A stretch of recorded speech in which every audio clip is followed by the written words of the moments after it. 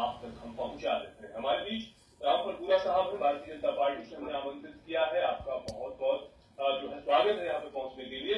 इसके अलावा सुबह से मूरा साहब हैं, जो किसान सभा से किसान नेता हमारे बीच पहुंचे हैं। आपका बहुत बहुत स्वागत है यहाँ पर आने के लिए।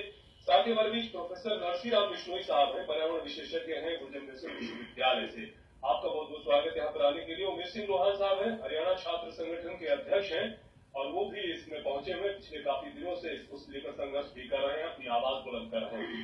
हमारे बीच डॉक्टर आर.के. बाबू साहब हैं, कृषि विशेषज्ञ हैं, चौधरी चरण सिंह हरियाणा कृषि विश्वविद्यालय के हमारे बीच पहुंचे। आप सभी मेहमानों का हमारे स्टूडियो में पहुंचने के लिए बहुत बहुत स्वागत है। और अब हम अपनी इस चर्चा को आगे बढ़ाते हैं। जैसा कि हमारे बीच मौजूद है उमेश सिंह लोहान साहब।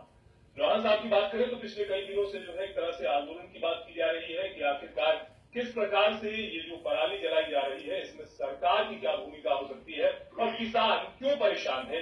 उमेश जी, आप बताएं कि आखिरकार किस प्रकार से आप अपनी आवाज जो है रख रहे हैं और क्या कुछ होना चाहिए और किसके लिए आप संघर्ष कर रहे हैं।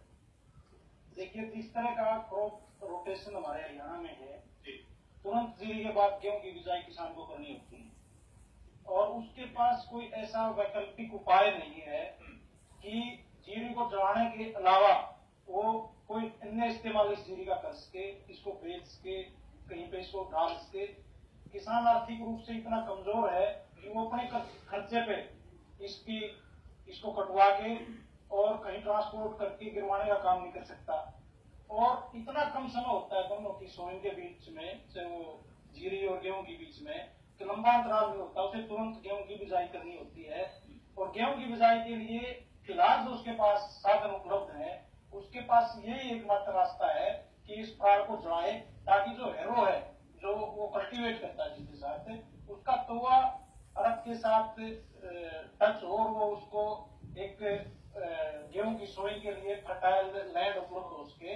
वरना तो 10 बार ट्रैक्टर फेर दो, 15 बार फेर दो, उसकी सोइंग की जो प्रोसेस है वो कंप्लीट होती नहीं, गेहूं वो बीज नहीं सकता। किसान की मजबूरी है, सरकार कोई वैकल्पिक अल्टरनेट कोई मुहैया नहीं करवा रही किसान को। इसलिए इतने थोड़े समय में किसान के पास इससे आसान और सस्ता कोई रास्ता ही नहीं है कि वो कोई दूसरे रास्ते के बारे में सोचने का उसके सामने कोई दूसरा सीन अल्टरनेट है नहीं, इसलिए किसान चला रहा है। तो ये पराली जो है ये पशुओं के खाने के लिए चारे के रूप में भी प्रयोग होती है, इससे क्या समस्या है? देखिए, चारे के रूप में ये मजबूरी का चारा है और कई बार जब राजस्थान में फसल नहीं होती उस टाइम उस साइड के लोग जो हमारी बासमती धान की जो पराली है उसको खरीदने के लिए गांव में पहुंच भी जाते हैं।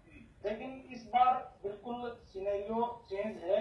जो हमारा किसान है वो वीट का जो भूसा है उसका चारे के लिए इस्तेमाल करता है। इसका गौशाला में इस्तेमाल हो सकता है। इसलिए सरकार कोई ट्रांसपोर्टेशन का इस तरह का प्रबंध करे कि इस जो ये पराली है इसकी ट्रांसपोर्टेशन का खर्चा हो दे और फटाफट उठा के इसको गौशाला में भिजवा दे।